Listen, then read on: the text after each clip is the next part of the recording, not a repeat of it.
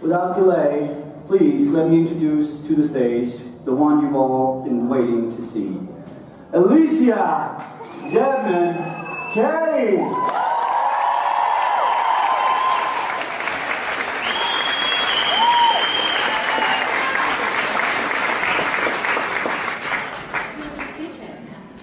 Oh yeah, just for you and me. Just for you and me. So hey Alissia, how are you doing? Good, how are you? I'm very good. Hey everyone. Thanks for coming. Listen, once again we have a full house. I know, you all look so wonderful. Okay, so I want to know how many of you guys were in here last... I want to know that too. Yeah, how many yesterday. of you were here yesterday? Okay, so quite a Second. And you waited in line 2 times. Wow. Thanks so much. Wow. So... Just one of us. Okay, great. So how has your day been? How was your day yesterday? Day yesterday was amazing, getting to meet all of you. It was also so tiring. I was so jet lagged. And I was like signing these things. I got to a point where I was like, that's not my signature. And I was like, that's just some swirly lines. Did you get any more gifts? Yes. I got whole, like my room is just filled with them. I haven't been able to look at any of them yet because I literally got back to my hotel room and then I was like, I need some food. So I went and got some food at this gorgeous little restaurant in the middle of town and then I was so exhausted I just went to sleep. But I'm so excited to get back tonight and finally look at them. Okay. Yeah, because I got a few more today as well. Oh. Yeah, but today I'm feeling a little bit more. You're a little more pumped. Yeah, acclimated to Copenhagen time. Well, it's hard not to be pumped with all these people. Yeah, it's fantastic. Wow. Yeah, no, the energy is palpable. Like it's all there. You guys are so positive and excited, so it's great.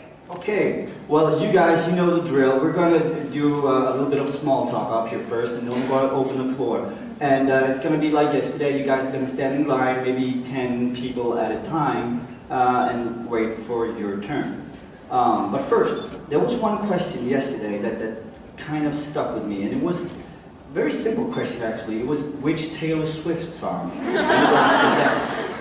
And it kind of made me wonder, what kind of music do you like? So I really like, I like a lot of music. My dad was a musician, so that I grew up with a lot of different kind of music. But my kind of style is I love old,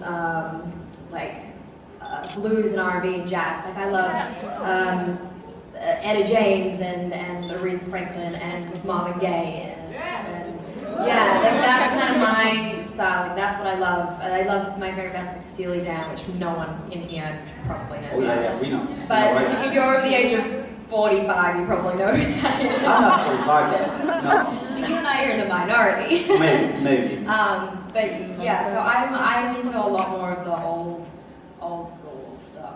Yeah, that's what I like. But then I can totally get down with a little bit of Drake here and there. Yeah, okay. That's great. That's wonderful. So I also wanted to ask you guys out there, how many of you consider Alисsia here like a positive role model? There you go. See, I've been thinking, how important do you think like role models are, like positive role models are in like today's movies and TV shows and things like that? How do you feel about this? Role model is, it's a term you grow up with when you're so young. And I definitely had the role models when I was a kid, and I know how important they are, obviously. And I think they are so important. They set great values, and what they do obviously informs what a lot of people feel or relate to. And it's hard though now because anything can be, everything and anything is recorded now. And so things that you don't necessarily mean to be recorded or taken out of context can then be transferred as what a role model should be or shouldn't be, when it's hard to, I feel like the lines of where a role model is now is blurry or in a gray zone. I feel like now there's a lot more pressure on people of what should be a role model or what is classified as that, especially with the laws of privacy changing and just technology. It's changed a lot from when I was young, Like role models for me were like, you know, like they do like, it was like a pop star that did a performance, and then that's what you saw, and then maybe you saw like an interview or something and it was the best thing ever. Now everything is online, and every little detail is accounted for. So it's very, especially being in the position I'm in now, it's hard to manage what you give out and don't give out so that you're not misinterpreted, if you know what I mean. I'm getting really serious with you all here. But I think it's also important because it is not to be taken for granted, you know, someone's intentions, or, you know what I mean? It's complicated, but yeah, role models, interesting title now. It's not the same as it was, and I think people still have that original idea of what a role model is, and especially with girls, young, like the females now, female role models are taking a much bigger stand. You know, you have these awesome ladies on screen and TV who are finally being represented in like a starring role, and that's fantastic for young girls, but then it's also like, where are the lines there, and what does that mean without changing technology and changing values and liberation and, you know, sexual orientation or whatever it is. It's very multifaceted, and so, which is fantastic, but it's also, I mean, I love that there's that joke on the internet where it's like trying to make a joke in 2017 is that little image of a kid trying to make his way through laser beams. Have you seen that? Maybe not. Anyway, it was funny. I don't know where I was going with that. So anyway, that's my point of view. Okay. No, like, I don't know what you meant by any of that. I have to.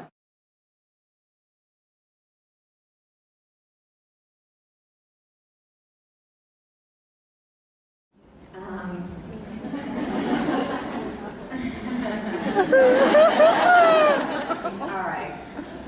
So there was the scene where Eliza and I finally and the crew decided as a joke that it would be really funny because we couldn't hold back giggles the entire time. It was very funny to do. And the first time we were having a go at it, we were really serious. We were like, no, we just got to get it out. Just do it. It's fine. Like, stop laughing. And as soon as we walked onto the set, they started playing Marvin Gaye's "Let's Get It On." We just, like, I couldn't stop laughing. I was on the ground. I was like, no, don't. It's too hard. It's just going to take all day. So yeah, that was probably one of the, definitely a strong memory in my mind.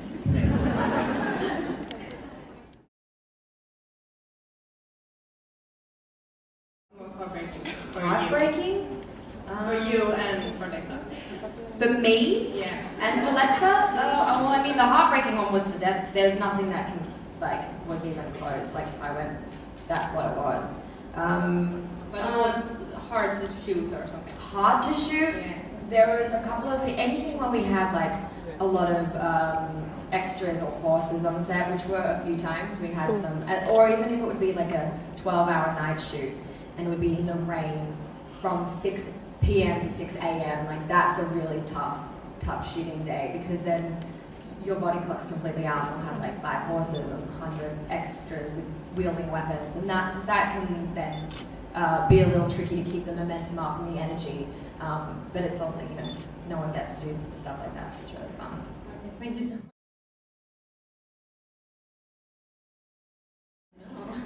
Go ahead, please. Microphone. Hi, I'm from Switzerland, Elizabeth, and actually I want to thank you for coming here. Sorry, my voice is so shaky. It's going to be a really, really embarrassing question too. Nothing regarding Elisa, okay? And I just want to also, yes, I just want to also apologize for my awkwardness yesterday. Your what? Awkwardness. Don't worry about No, it. don't worry. Yeah. So fun. Yeah. What's your question? What's your question? Yeah. Some of my friends told me that I wouldn't dare to do it. So I said I would, and they don't believe me. So I believe that question is, would you go on a date with me?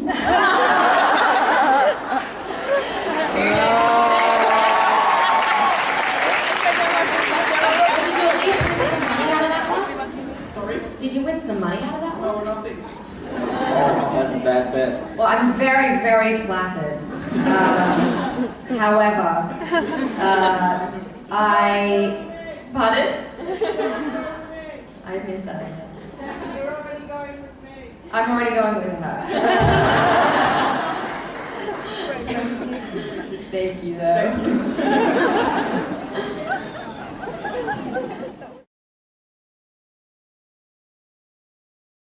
Want that to happen? Well, you know what?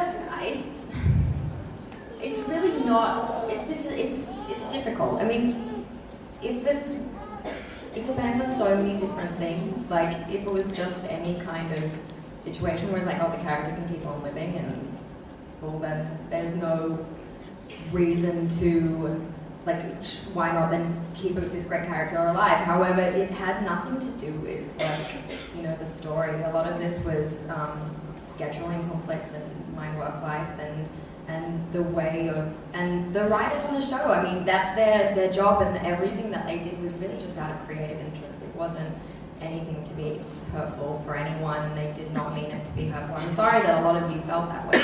No one, it's awful to know how heartbreaking it is, and for people to feel like that. So it definitely wasn't intended to be that. But yeah, so it's kind of hard. I'm not a writer myself, so I feel like I feel confident knowing that the writers are so talented on our show. I think that's also one of the reasons why this show is done so well, and why it's like amassed such an incredible, passionate group of people, because it was written so well. We've got such a great cast, and it's hard. It saddens me almost to know that this was such an event that tarnished the show. Especially for such an important, you know, group of people, and so, I mean, I like knowing that, you know, it wasn't about creativity behind, yeah, it was just a creative thing. So yeah, that's kind of like my Non ha risposto comunque.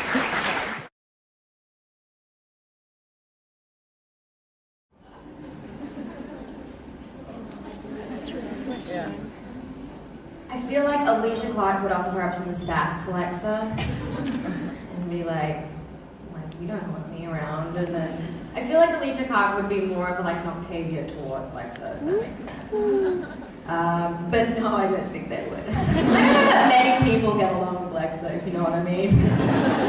She's not that forgiving. Okay, thank you. Thanks.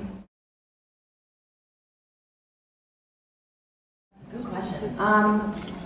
The gaining weight and losing weight thing, to be honest, that seems really, really intense. But in terms of like cutting my hair or something like that, if I really, really loved the role, yeah, I'd consider it for sure.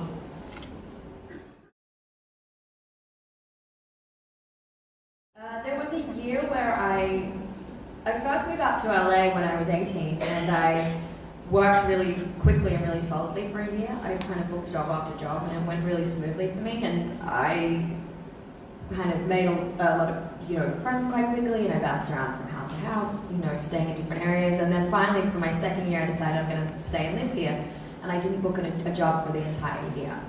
And I came close to a lot of things, but it was a really trying and testing time, because it tested a lot of my belief in myself, or how, you know, if I should be staying out there, and it was really hard. Los Angeles is not the most easy city sometimes, because the industry can be a little unforgiving. So that was probably one of the hardest points. Thank you very much. That's deep. That's deep.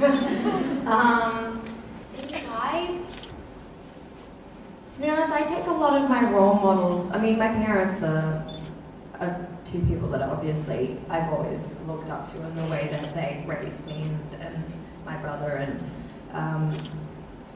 everything that they've done for us. But in terms of exterior sort of people, I I look up to a lot of people that aren't in my field, to be honest. Like, I love, I appreciate, I guess, leaders and like scientists and medical professionals. Like, that's kind of, I take a lot of inspiration from that, actually. Yeah.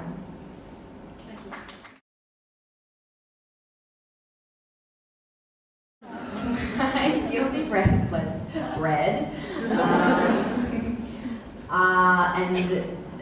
trashy TV. Look, I'm not gonna lie, I watch Keeping Up with the Kardashians every now and then if I really want to zone out. That's probably the two of them, I'd say. Okay. I love If you that. need something mindless, that's where it's at. I agree. Okay, thank you so much. Thank you.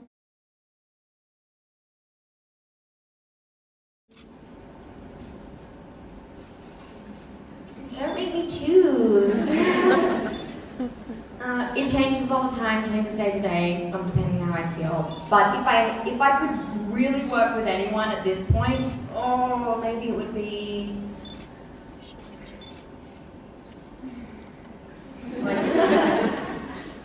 well, I mean, it would be like De Niro, but then like Kate Blanchett, but maybe George Clooney. Or maybe Julia Roberts.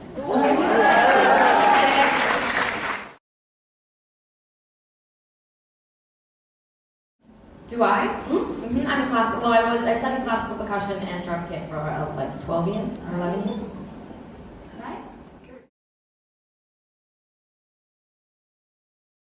What fandoms? What are you a fan of? Does Neil deGrasse Tyson count as a fandom? That's where I'm at. Thank you.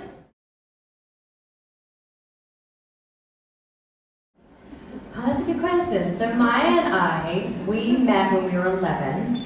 Maya, Mani, and I don't know if some of you maybe know who Mani is, but we met when we did oral audition for a TV show back home in Australia, and we flew up to Brisbane for a couple of days to test for it. And Maya and I were doing auditioning for separate parts, and she got the role, and I didn't get the role. And she, our mothers sort of became friends, and then we lived in separate cities, so they kind of kept in contact for a little bit, but then we lost contact. And then when I came out to LA for the first year, I was staying, when I first arrived, at this hotel, and she happened to be staying at the same hotel. And so one day I got a knock on my door, and suddenly it was like, oh my gosh, it's Майей Митчелл, but 7 years later. And we, got along so well, and then we just decided that was that, we'd just be friends, yeah. Thank you. Yeah, it was mortified. Yeah, so we've known each other actually a really long time.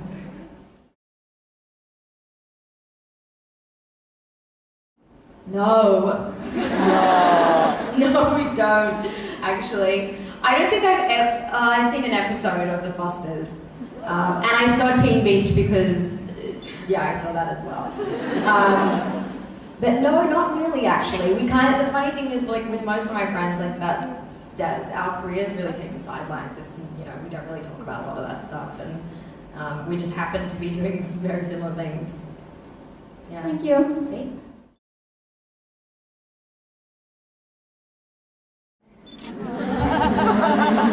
Maybe Stranger Things? Thank you for coming. Okay, so haven't seen Stranger Things yet. That's the next show I'm about to watch. I love Mad Men, Breaking Bad, and I think like Friends is probably one of my all-time favorite shows.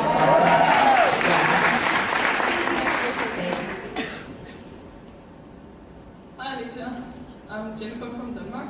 I was actually gonna ask the same, so I don't really know what to ask now. Wait, she took your question? Yeah, it was the same about hers, about TV shows.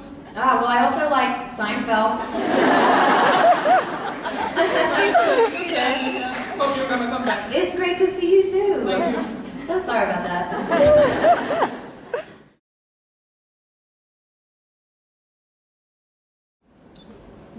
Probably someone that's not like in my family or like my friend group. Because I probably choose one of them, obviously. Be like, no, I'm gonna take someone who's close to me. Yeah.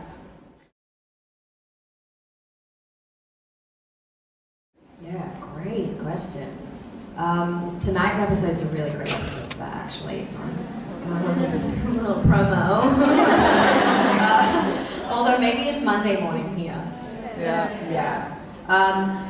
But yeah, Madison and Alicia's relationship, that's kind of one of the dynamics you don't often see on TV. I think it's such a fantastic relationship. You often see like father-son combos. But a mother-daughter relationship is difficult, it's complicated, because mothers and daughters have a lot more, from my experience and most people I know, there's a lot more tension in different ways because they are so similar most of the time. And what I like about this relationship is, in the show, you really see that flux, that ebb and flow between the two of them meeting each other, and then, or Alicia really craving and desiring her mother's affection and love, where it's kind of her attention's placed on Nick most of the time. And I think that's one of the stronger essences within Alicia, is that craving for her mother's attention and love. And so I think a lot of the things she does is really for that, even if she doesn't know it. But we start to really explore that in a really great way, that they're, that push and pull dynamic between the two of them. And I'm excited for either, it hasn't been established yet, but I'm excited to see if Madison and Alicia's relationship will either rise to a very similar place and they'll support each other, or if they'll actually end up breaking away because of their differences and her innate kind of capacity to always be searching for Nick. Thank you. Thanks.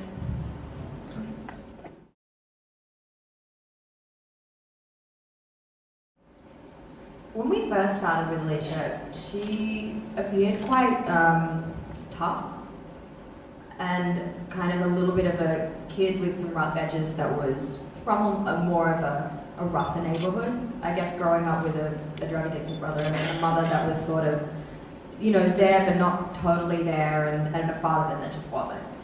And I think what initially defined her was this toughness that she had, but what's interesting, and especially in the first season and half of season 2, this ability for her to have that kind of nonchalant sassiness and naivety. I think she's quite a smart girl, but she has that sort of chip on her shoulder of a reluctance, because she's always had to prove herself. So around her family, there's sort of like a reluctance to do so. But now seeing her grow, it's been nice to see her be a teenager and then make the mistakes to finally becoming someone in her own right of leadership and discovering her own self kind of by herself. So it's been nice to see her really go from being a teenager into a young woman, and that's something we're going to continue to see, hopefully. Yeah, great. Thank you. Thanks.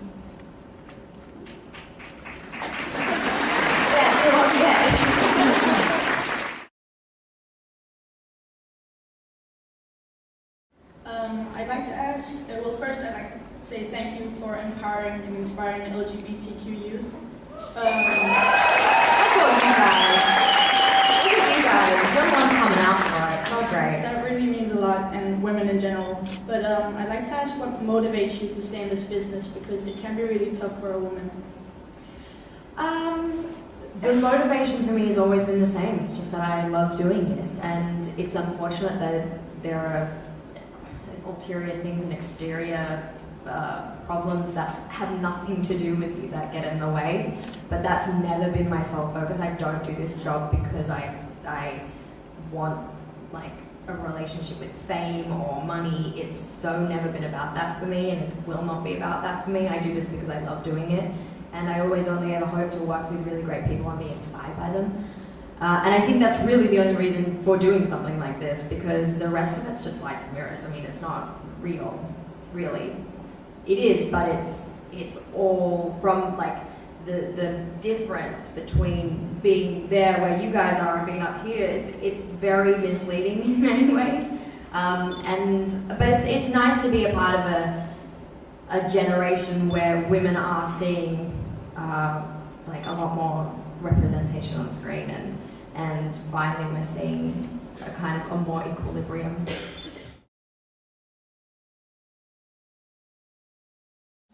And I'm going to say some words. Can you repeat it for Russian fans? I will try my hardest. Say Yoha. Yoha? Wait, what am I saying? Don't worry. Yoha. Repeat again. Yoha? Всегда. What does it mean? What does it mean? It means Лекса forever. Something. Oh, Лекса forever? What? Yoha. Yoha? Всегда. Навсегда. Лекsa. I'm so sorry. It sounds great coming from you though.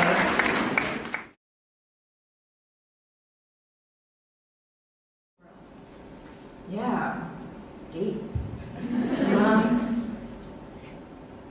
I think you're right. I think the construct of a family is definitely changing from Alisia's point of view. I think Alicia didn't necessarily grow up with a typical family unit. I mean, her has like a single parent and a brother that's not always there.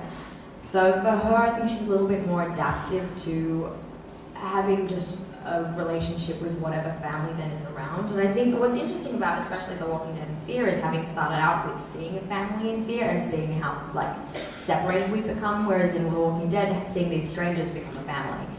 And I think that's a different kind of like scale that we're going to see sort of tip between the two. You know what I mean? Like Fear the Walking Dead is, we've got these families that now they're going to be find a family within strangers, I guess. And especially like Alicia's grouping right now with Madison, Strand, and well, Ophelia as of recently.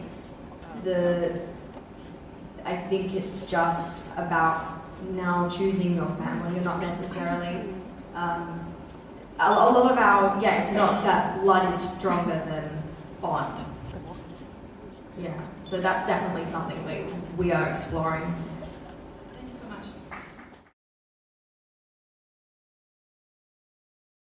I was so excited to be working with her again. Brenda is such an incredible actress, and she's so professional and so good at what she does, and it was such an honor to work with her in The 100 and then to be able to work with her again in Fear. I was only just disappointed that I couldn't get to work with her as much as I wanted to on Fear, because she is so fantastic and great to work with.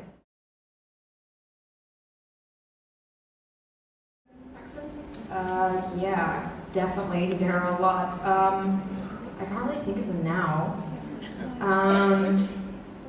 Just a lot of like anything that has a sentence where there are like R's in it, heavy R's in a lot of them. I found hard, but to be honest, a lot of my professional work that I've done in the last 5 years, it's all been in an American accent.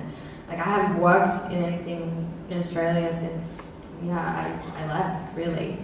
So I'm more used to speaking in an American accent in film than I am actually back home. Yeah, because I think there was like one slip up back in season 1 of Fear the Walking Dead. Oh no, please here. What was my slip up? It was a scene with Nick when he was during his withdrawal or something, and the bit was Australian came up.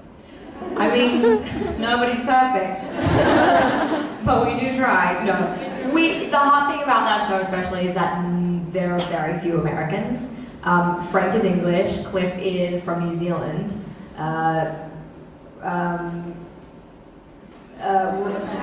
Ruben's from Panama, Mercedes was originally born in Sweden and then moved to America, and so really the only Americans are Lorenzo, Kim, and Coleman.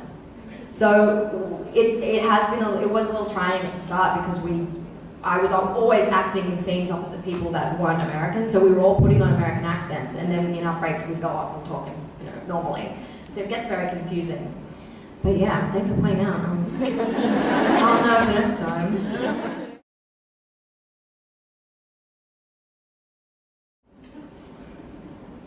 probably be cool to see like a fall from power or something, and then to start like a coup, and then regain power. I don't know. Sounds great. And what about for her and Clark? Oh, that's all up to you guys, isn't it? Okay, well, thanks.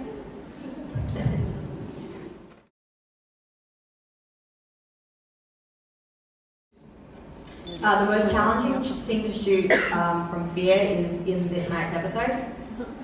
It's a long, maybe 4 or 5 minute talking scene, and it's a very emotional scene, and it was definitely one of the hardest things to do, especially because we had to ADO a lot of it in post. But I don't know how it turned out. I hope it turned out okay. That was definitely one of the, so you should all check it out. And then, well, at 100, one of the 100 to do 2 things. There was one scene where I had this huge speech in the throne room with all this added grounder language, and I was having just a mental blank that day where I just could not get it. And they ended up cutting a lot of it out, I think, because I got it wrong. Because I was just like, I'm so sorry. And it was also so much of it. Usually they give us chunks of grounder language, and then they realize as we're feeling like, this is so boring, like no one's listening. So they'll just like cut it out. And then there was another one, it's a scene where Clark and Лекса are in the tent, and it's the first time when Clark approaches her for, she attacks her by saying, you were going to kill Octavia. And that was one of the hardest scenes, just because I think there was a lot of dialogue, and we were both wanting to get it really right, but then it ended up being one of my favorite scenes to shoot. So, thank you.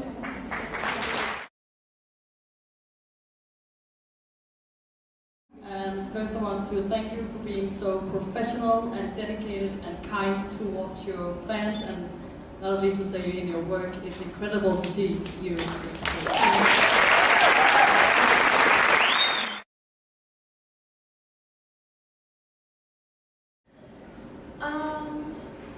No, not at this point. I think each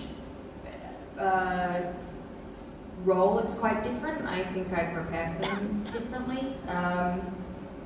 But yeah, so a lot of it has to do with the character itself. But for me, just it's a lot of, I just like to go through all, if I can, like going through the scenes, for me, that's just like one of the main rituals. Like really, like I usually will learn things quite ahead of time so that I can really, like that part of it's done, and then I can just start to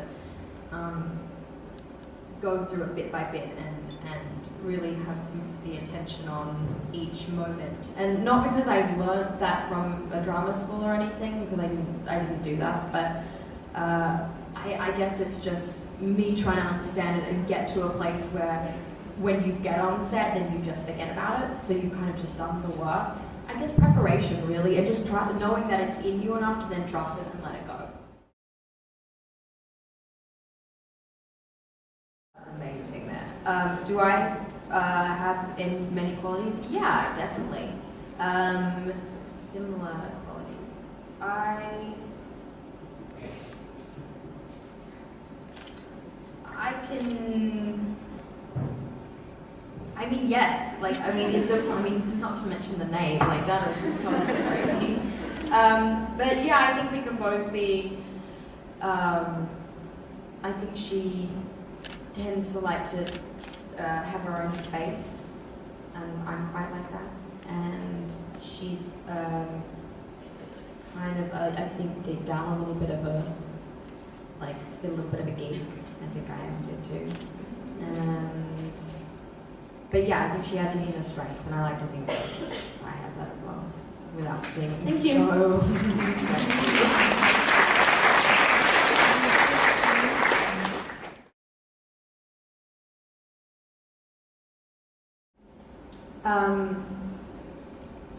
I think she definitely has a lot less of that.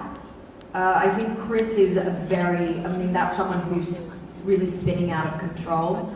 Whereas Alicia, she's always had that fractured relationship with her family, so I think for her a lot of it is trying to keep things together. I think she's got a lot more of Madison in her. She's really Madison's daughter, that need to stick together and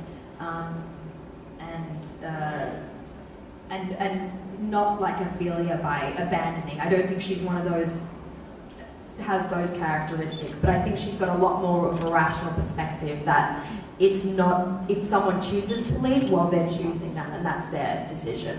And I think that's one of the biggest hang-ups she has with Madison, is that although Nick chose to leave, she's still trying to look for him, and he's done it multiple times before, and this time it was really final.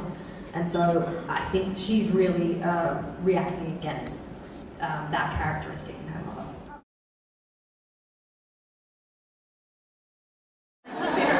About space? Yeah. Maybe black holes. I had a bit of a fascination with that for her. Yeah, okay, thanks. Good question.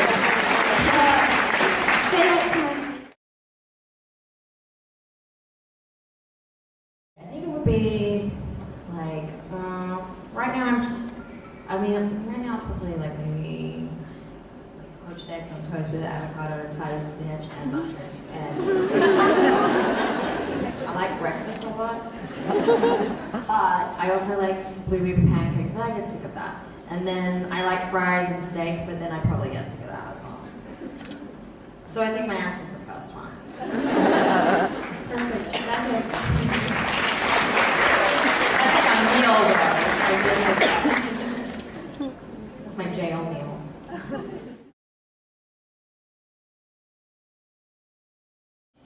No, I can definitely take myself out of it. For a little bit there, there are times when I'll watch something and I'll go, oh, that was ADR, or posed. But like now it's a lot. Now I'm easily just, I can appreciate it for what it is. Yeah. Okay, you can switch off. Yeah, okay. I can. Yeah. Nice. Thank you.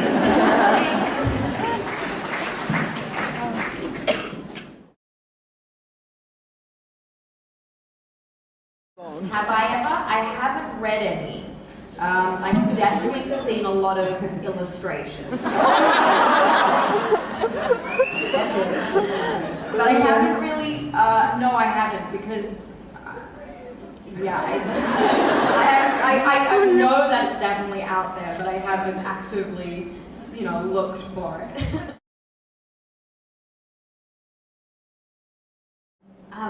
Richard Harmon. Yeah, I would have loved to work with him more. I think his character Murphy is so great, and I think Alexa and Murphy is such an interesting, that could have been really interesting to see if, like, he'd maybe almost side with her, or like, I guess like that I think could have been a really interesting thing. He's also just such a great guy. Also, Lindsay is really great too. So yeah, like Raven and Lecter, that could have been really interesting too. Oh, I don't watch things with my friends or family. I'd rather not watch it with them.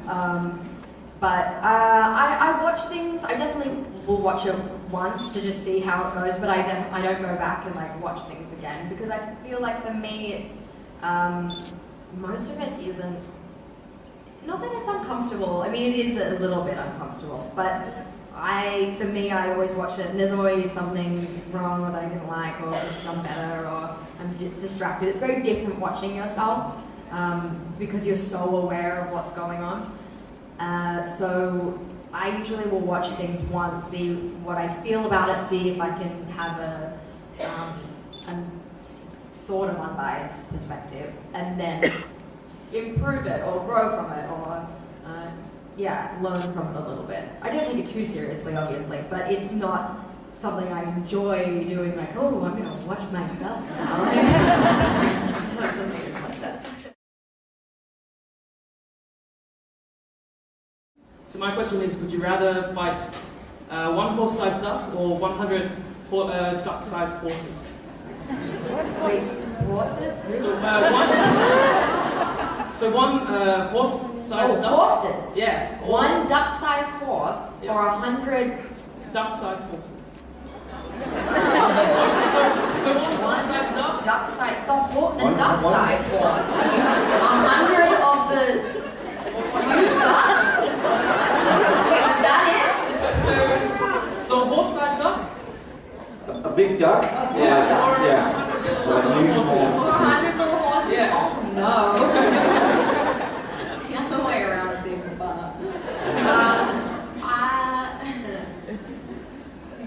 Fight them? You can do them, like, keep them? Wait, I have to fight them? Have to? You don't have to. Oh, I probably, like, I mean, having your own little stampede of horses, that'd be kind of fun. That'd be great. A big duck, I feel like that might be a little much. Thank you. Thanks. And today's episode time's up, and we just have to go. Please stay in your seats and close this out the door. One more time, Alicia.